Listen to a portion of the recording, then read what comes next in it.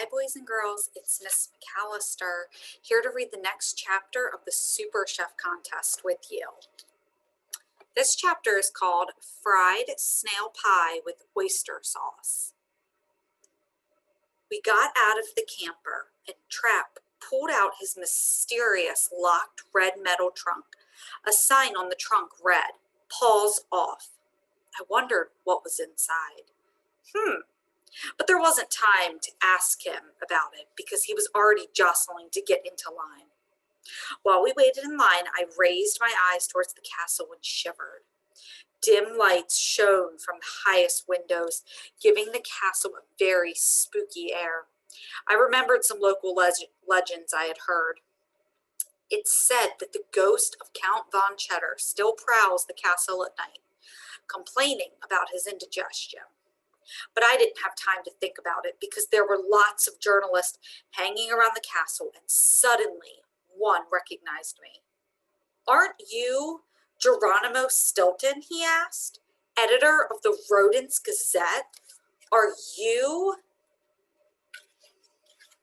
publishing a special report on the contest?" "Yes, I'm Geronimo Stilton," I admitted. But before I could explain that I wasn't there as a reporter, Trap plugged my mouth with a piece of fried snail pie with oyster sauce. "Don't get distracted," Trap hissed as he tweaked my ear. "So, how would you rate this recipe on a scale of 1 to 10? Ouch and bleh. The pie was disgusting. "It's horrendous," I squeaked. "I'd give it a 3.5, and that's being generous." But instead of being discouraged, Trap just continued to shove dishes into my mouth. First course, a dark chocolate dumpling stuffed with pickles and dipped in strawberry sauce. Ugh. Second course, a goat cheese tart with a spicy orange glaze. Blech. Third course, beans and rice with chopped cherries and mayonnaise. Gross. Trap pinched my other ear. "So," he asked, "on a scale of 1 to 10, what do you think? 8, 9, or maybe 10? "I'd give you a -1, I squeaked, gagging. "All of those dishes are just awful." Trap leaned over and tweaked my tail. "All right, cuz," he said, undeterred. "That means I'll try again. I'll make you taste many, many more dishes until they are perfect, okay?" I groaned. I felt sick to my stomach.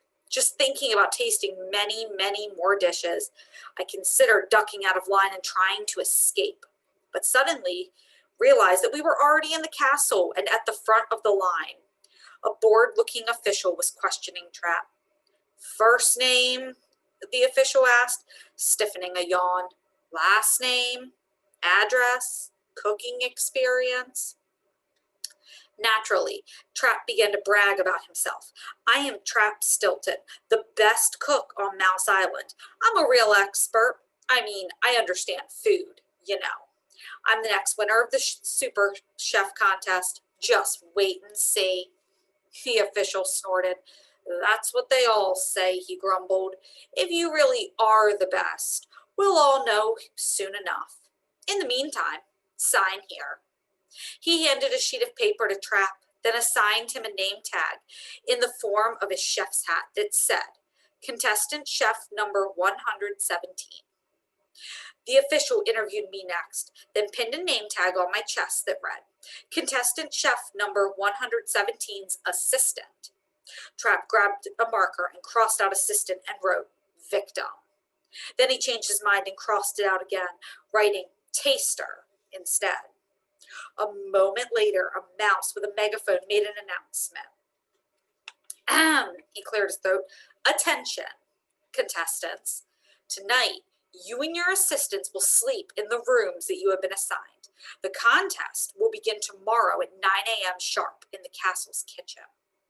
With a sigh, I followed Trap down a dark, dismal corridor toward the room where we were assigned to share. Torches on the walls cast super spooky shadows. I shuddered with fright. Who knew if the ghost of Count Von Cheddar would appear that night? Yikes. I noted that Trap also seemed to be in a hurry to get to our room. How strange. He ran through the corridor, dragging the large red metal trunk behind him. How very strange. Come to think of it, I was surprised he hadn't made me drag his trunk for him. How very, very strange. That is the end of this chapter. Thank you for reading with me. I can't wait to read more and find out why Trap was in such a hurry.